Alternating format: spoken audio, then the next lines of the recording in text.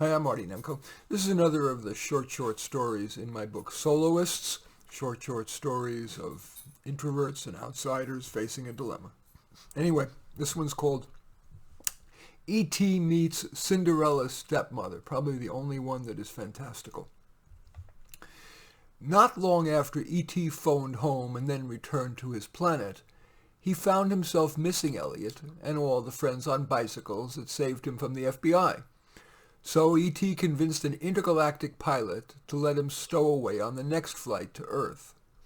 As expected, the reunion between Elliot and E.T. was joyous, but soon Elliot and his friends tired of E.T.'s novelty.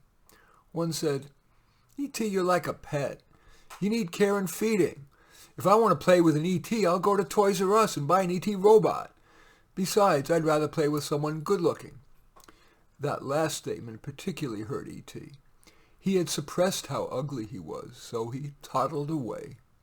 Elliot had told him that a librarian is a good source of information, so he asked the librarian, I'm ugly.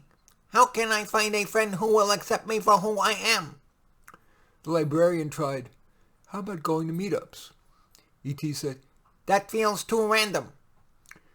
Then the librarian tried, "Good people won't be lookist." But E.T. didn't think that was true enough. Finally, in frustration, the librarian said, "Maybe you need to find another ugly person." Well, that piqued E.T.'s interest, so he asked, Can you give me an example?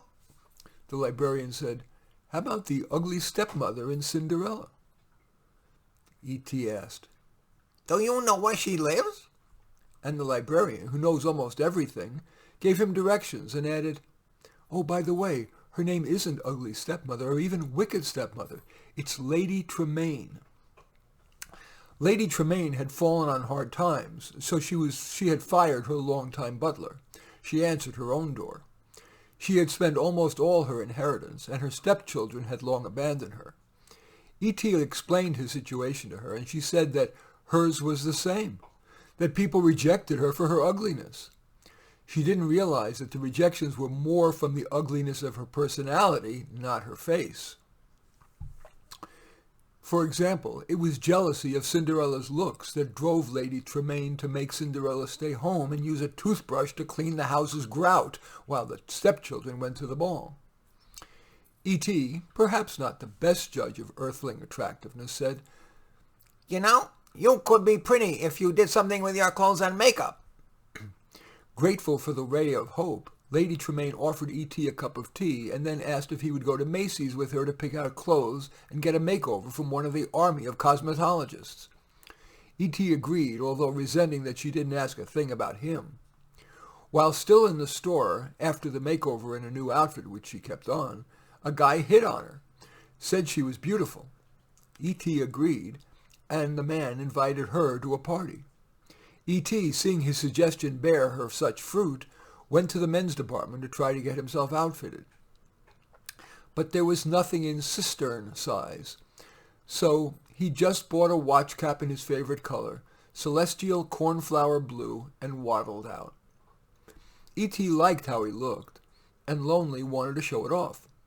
So, recalling where and when the party was, he showed up. The man was now ignoring Lady Tremaine, so she became a wallflower, stricken. On seeing E.T., she was grateful to see him. He said again how beautiful she looked, which made her, in her humbled state, say how nice she thought E.T. looked in his watch cap. And E.T. and Lady Tremaine started to date, and, for Christmas dinner, invited Elliot and his family, her stepchildren, and Cinderella. Nary was a sadistic word spoken, except when Lady Tremaine joked, "Cinderella, can I get you a toothbrush?" Anyway, that story is E.T. meets Cinderella's stepmother as one of the 125 stories in my book, Soloists, short stories of introverts and outsiders facing a dilemma. I welcome your thumbs up. I welcome you, by the way, checking that book out on Amazon. And, of course, I welcome your thumbs up on this reading here. I accept your thumbs down. I always look forward to your comments, and especially like it if you hit the share button below.